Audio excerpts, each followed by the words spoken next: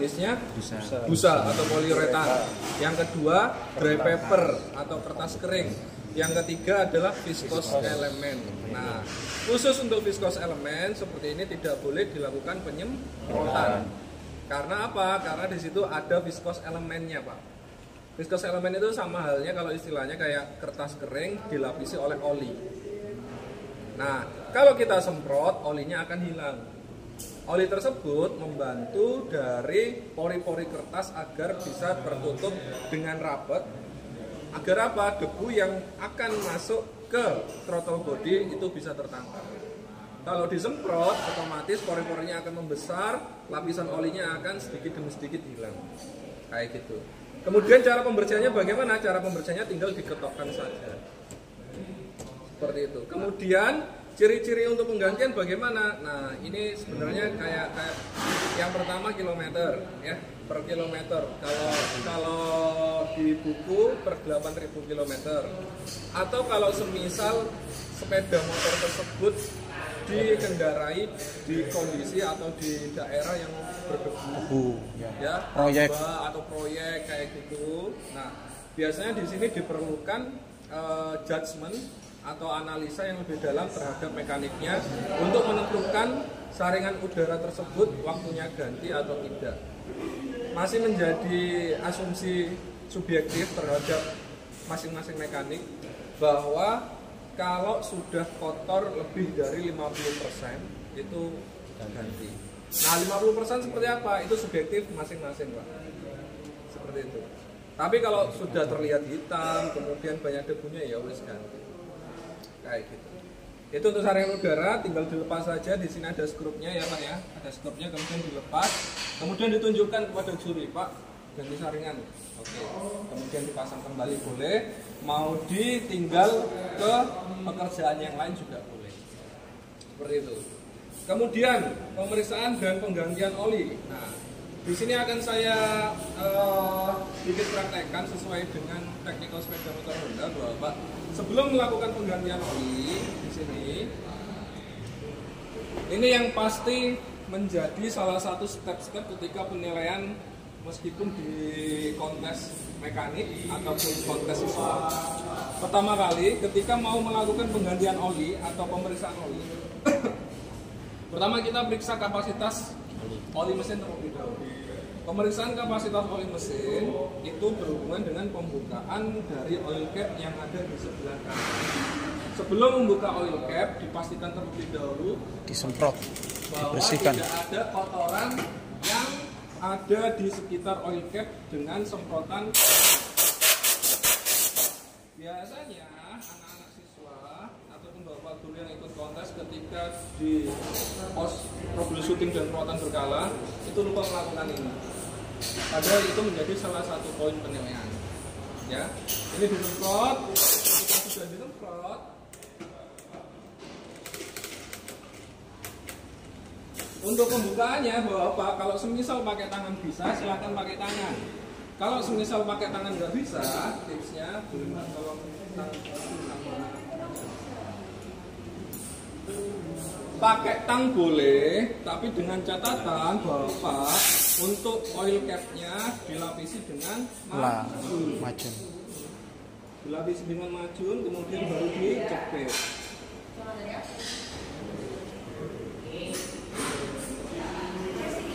Kemudian di sini untuk distriknya ujungnya langsung dilap. Yang pertama, meskipun dia penggantian oli, kita cek terlebih dahulu dari kapasitas dan juga kondisi olinya, Pak. Untuk pengecekannya tinggal dimasukkan lagi tanpa diulir, hanya ditempelkan saja, nggak usah diulir lagi. Kemudian setelah itu diangkat lagi, tinggal dilihat volume olinya seberapa, kemudian kondisi olinya bagaimana untuk warna, bau ataupun rasa misalnya. Kecil. Ya. Nah, kalau sudah seperti itu, kemudian ini tetap ditutup segini aja, nggak usah diputar, baru kita lakukan pengurasan oli. Udah. Itu kalau di oil cap-nya lihat. Kalau ini oil cap, kalau yang panjang ini adalah dipstick. Nah, di sini itu ada penangkap olinya Pak ya. Di sini ada penangkap olinya. Bahwa garis yang ada di pangkal sini adalah batas upper atau batas atas. Sementara garis yang ada di ujung sini adalah batas bawah. Jadi untuk kapasitas oli yang bagus, ketika oli sudah tertangkap di sini, maka itu sudah bagus Pak. Tapi kalau olinya melebihi dari dipstick di sini, berarti dia kebanyakan. Kalau semisal kita masukkan ternyata olinya tidak tertangkap di sini, berarti olinya kurang. Kayak gitu. Bisa dipahami ya? Bisa. Kalau ini berarti kelebihan tadi. Tadi kelebihan ini. Ini buat praktek TTL 1 kemarin. Oke, itu untuk oli. Jadi nanti langsung dilakukan pengurasan. Setelah pengurasan jangan lupa setiap kali kita mengganti oli kan ada baut dan juga Washer. Washernya minta ganti, Pak, ganti baru washer. Ya, ganti washer kemudian dikencengin sesuai dengan torsi kurang lebih kalau di Vario 125 ini 23 ke 24. Nanti silakan lihat di BPR. Seperti itu ya Pak ya? Ya. Kemudian setelah oli boleh untuk pengurasan sama pengecekan sama kuantitas dari olinya sebelumnya apa enggak dihidupkan dulu? itu diasumsikan nanti sepeda motor sudah dalam suhu kerja. Kayak gitu aja ya. Jadi nggak usah dihidupkan sampai suhu kerja, nggak usah. Karena kenapa? Sebenarnya stepnya di awal itu kita hidupkan sampai suhu kerja 3-5 menit. Kemudian dimatikan, kita tunggu dingin lagi 3-5 menit. Jadi kan akan membuang waktu. Untuk nyemplung busi ini kepanasan. Kita asumsikan saja sepeda motor sudah pada kondisi kerja. Kayak gitu ya Pak ya. Oke. Kemudian kondisi busi. Yang oli sudah, kemudian kita ke busi. Sama halnya seperti oil cap, karena busi ini berhubungan dengan bolongan yang masuk ke mesin. Jadi sebelum melakukan pembongkaran harus kita semprot lagi. Ya, itu biasanya yang lupa di siswa-siswa pada saat kontes. Jadi kita semprot daerah sini. Ganti bolongan itu ganti bolongan. Kemudian jika sudah, langsung saja kita buka businya. Untuk yang panjang. Nah, itu 16. Kemudian nanti dirangkai dengan extension bar. Kemudian setelah itu kita rangkai di sok businya. Kemudian kalau semisal ini tidak lurus, ya, ini tidak lurus seperti ini bisa dikendorkan dikit aja, dan jadi fleksibel. Iya. Ya. Ini kan gini, terus ini disendorkan dikit, jadi oke. Mau tanya berapa harganya? Ibu itu ya. Karena biasanya ini prioritasnya untuk ahal. Ada teman. Mira Pak. Oke, baik Pak ya. Kemudian kita langsung ke businya. Ini bisa di-crack, bisa dibuka juga sini ya.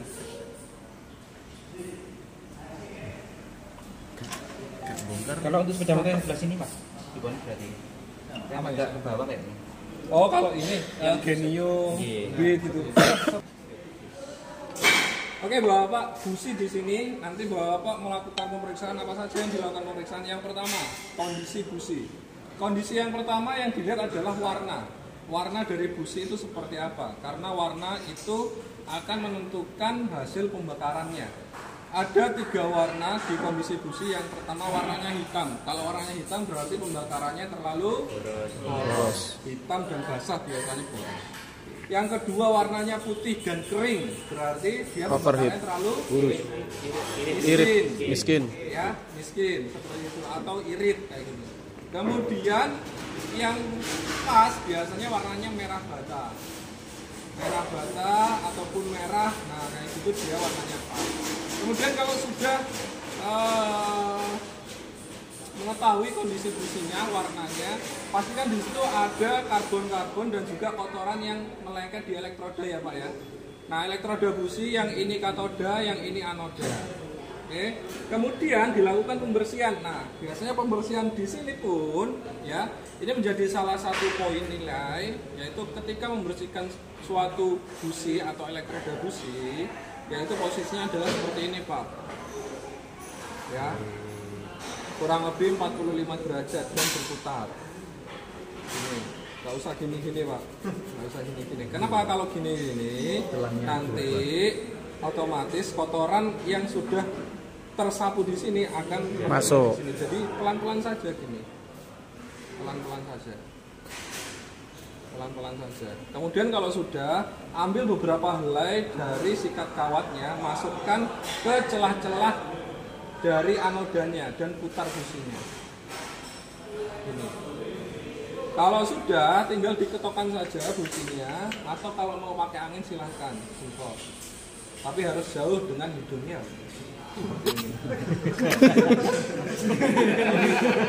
Oke, jadi tadi yang pertama kondisi sudah diperiksa, kemudian yang kedua sudah dibersihkan.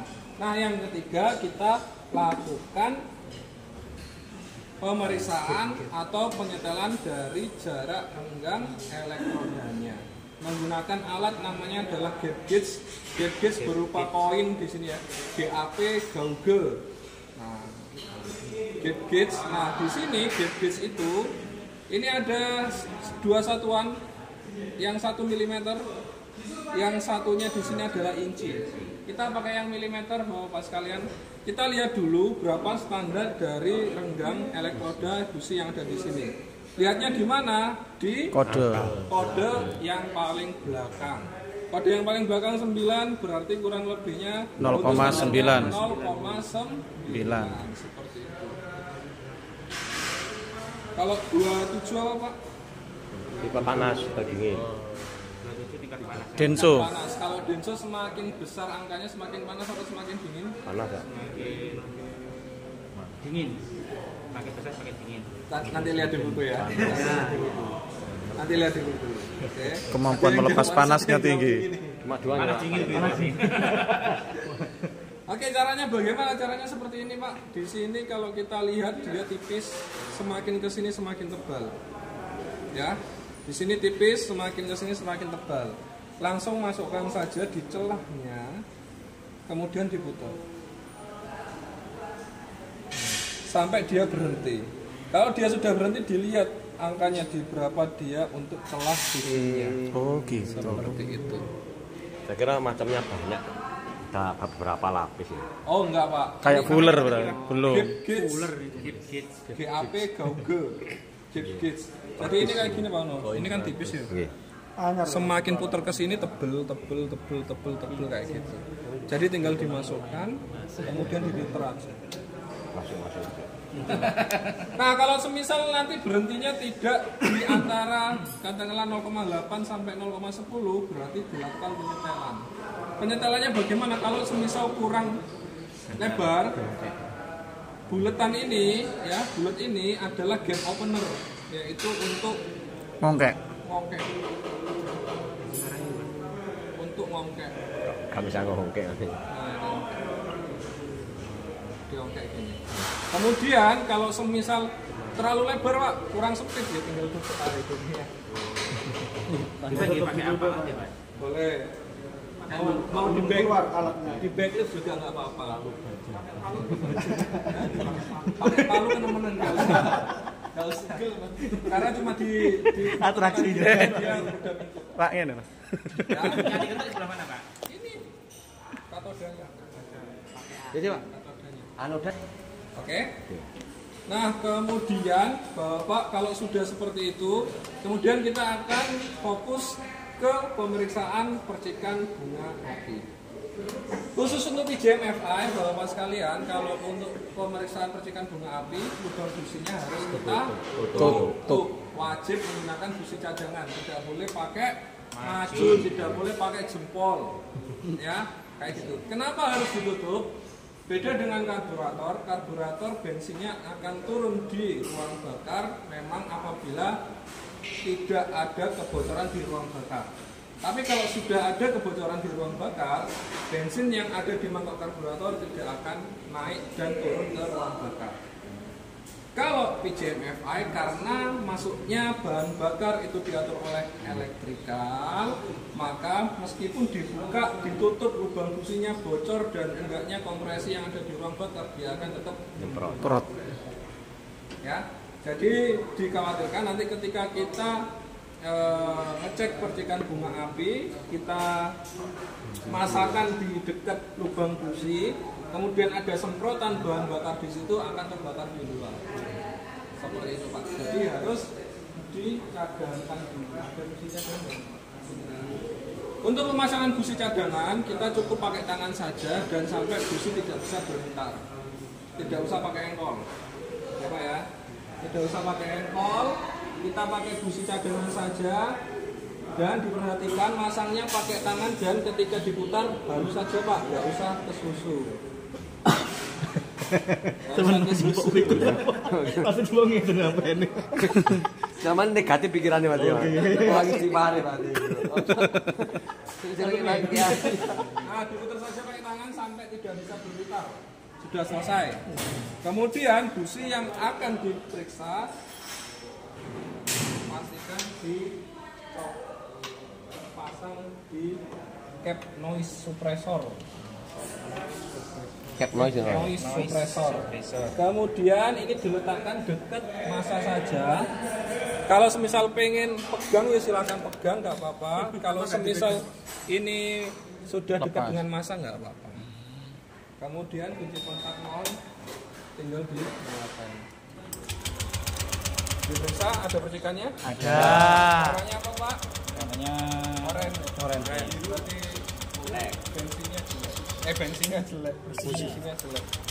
Oranye yang bagus biru. Yang bagus biru sama putih. Biru, putih, oranye. Nah, kalau semisal di situ yang fokusnya kita lihat adalah arah percikannya atau jumlah percikannya. Maksudnya apa ya? Kondisi percikan. Fokus. Bukan warnanya.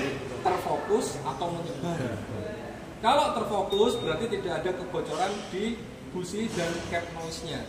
Tapi kalau sudah menyebar ke samping-samping, itu bisa diartikan businya sudah bocor dan juga cap noise-nya itu juga tidak bisa meredam dari tegangan tinggi dari koil.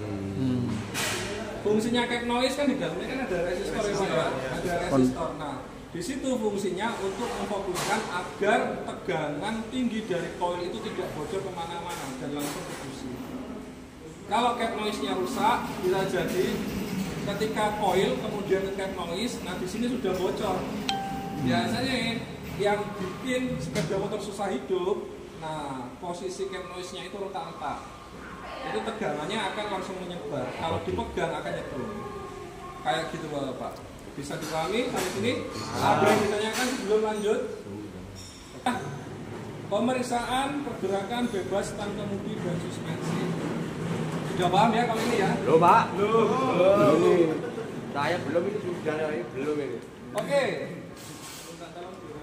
Stang kemudi dan juga suspensi ini tidak memerlukan alat Pak. Jadi tinggal kita jombatkan sepeda motor ke belakang, dijombatkan saja. Nah, nggak usah sampai geblak ya. Nah, karena ini sepeda motor steeringnya sudah ke atas. Nah, di sini kalau steering bagus, ketika kita putar ke kiri sama ke kanan seperti ini tidak ada tahanan. Oke, udah itu saja, tidak ada tahanan. Kemudian yang kedua, kita letakkan di posisi tengah, kemudian kita lepas, steeringnya tidak ke kiri ke kanan. Kiri ataupun ke kanan. Kalau semisal saya letakkan di tengah, dia belok ke kiri. Saya letakkan ke kanan, dia kemudian belok ke kiri lagi.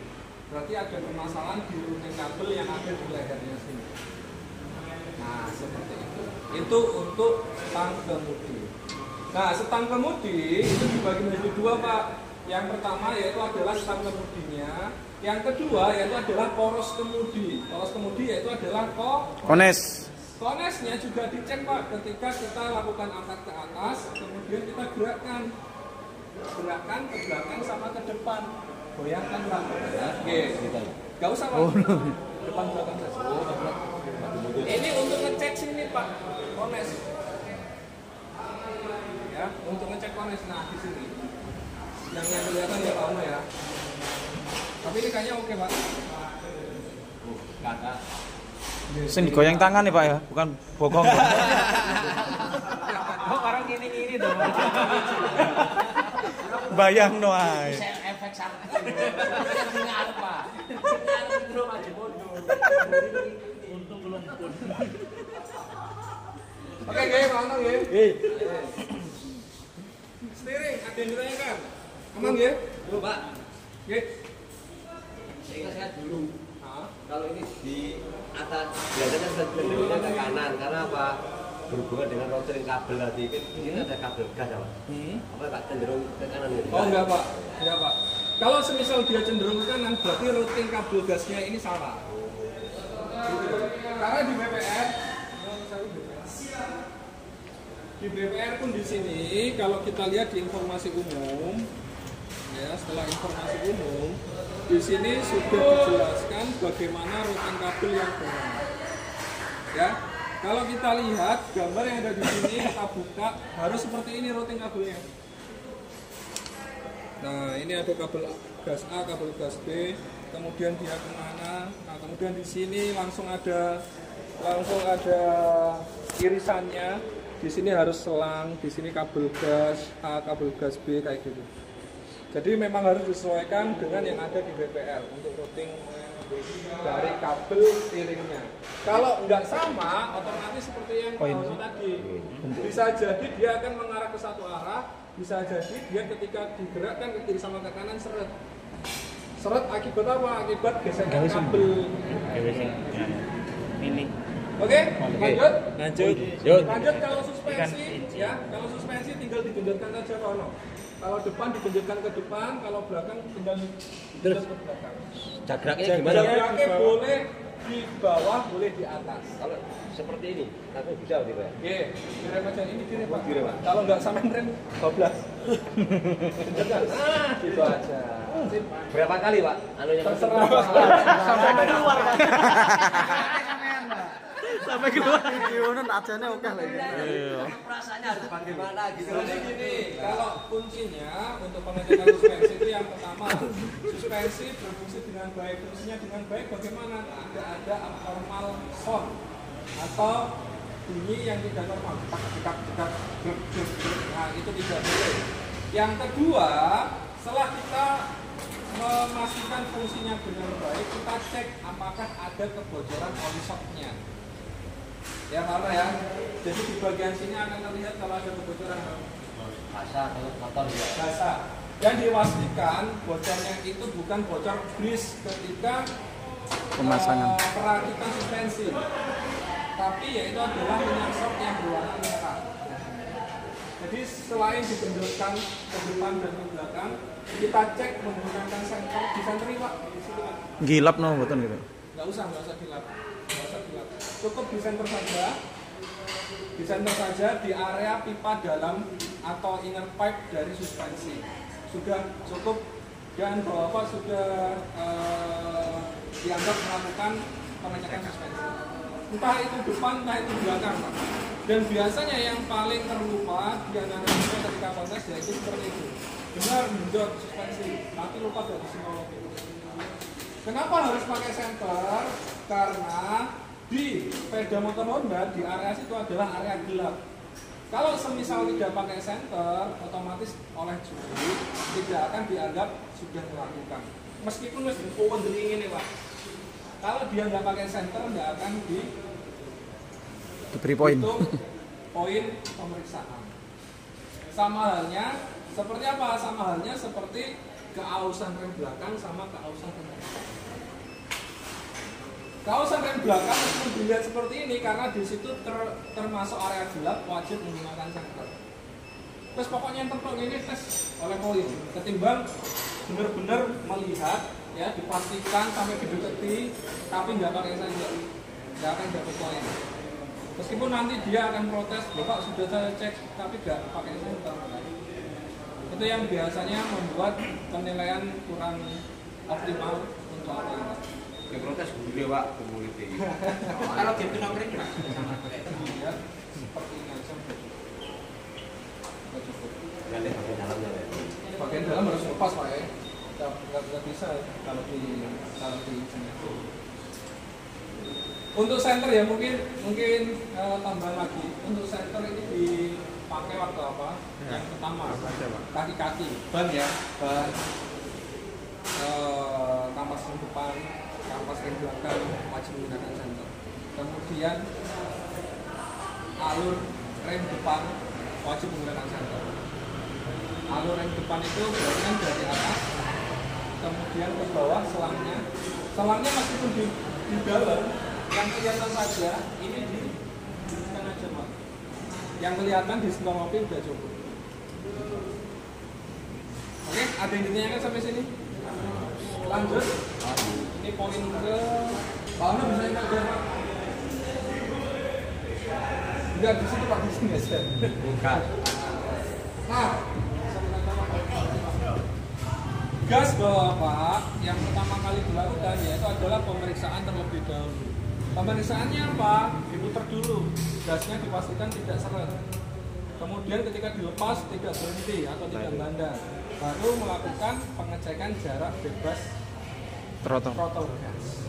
Jarak bebas throttle gas itu sing iki Pak. Kalau tak udik-udik, nah kocake, spelen. Dulunya Spelen. rotasinya. Ah, ini spelennya ini. Bebas kan dia. Soalnya kalau saya putar lagi dia kan sudah ngegas. Iya. Nah, ini spelennya ini. Titiknya ini bukan. Ini, pokoknya ini ya, kocak ini ya. Periksanya bagaimana? Paling gampang karena ini di sini ada garis Pak. Garis ini sebagai tanda.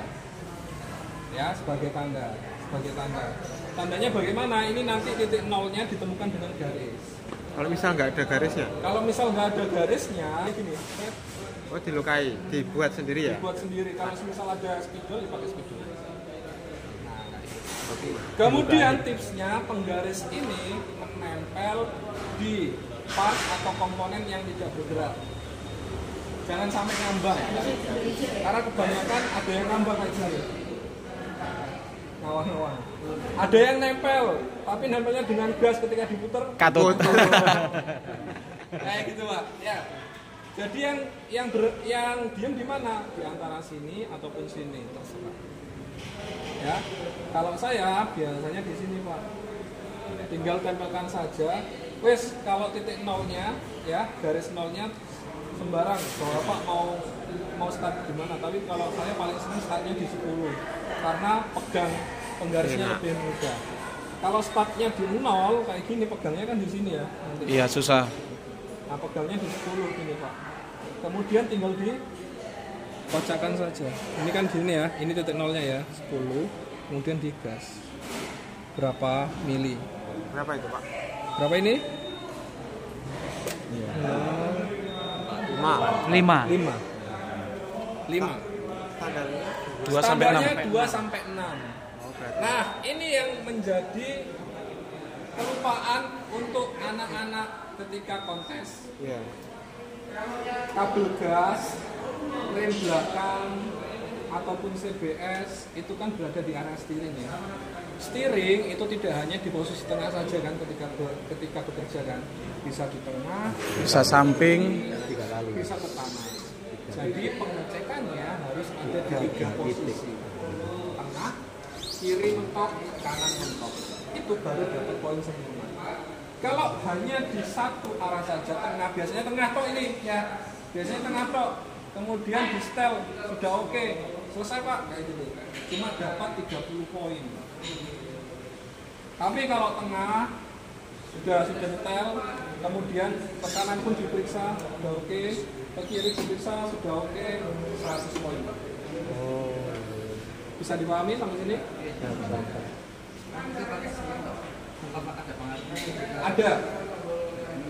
Ada pengaruhnya. Makanya di situ kenapa untuk standarnya adalah range 2 sampai 6 mm. Jadi misalkan kanan Dalam range-nya. triknya Pak supaya ketemu itu Pak. Makanya supaya ketemu 2 sampai 6 itu di 3 pos itu. Berarti posisinya namanya kabel ya? di lock kemana? Di setelnya itu pertama cari yang paling kenceng sama kayak rantai. Maksudnya ketika di sini oh ini atau ini 2 di sini, oh itu udah masuk 4, ternyata di sini wah ini kok seret ya, nah nyetelnya di sini. Tapi nyetel yang di sini sampean pakai sampean buat yang benar-benar di tengah-tengahnya 2 sampai 6 yaitu 4. Jangan sampai 5, jangan sampai 3 kayak gitu. Kayak gitu ya Pak ya. Oke. Jadi cari yang paling kecil saja. Tapi selama ini ketika kita nyetel di tengah ini di 4, kanan sama kiri sudah masuk. Tengah berapa? Tengah kita setel 4 gitu. Seperti itu. Ada yang ditanyakan? Ayo penyebab gasrut. Biasanya gasrut itu disebabkan yang pertama kotor di area selangnya. Itu biasanya menjadi salah satu penyebab. Kenapa bisa kotor? Yang pertama ketika kita melakukan pencucian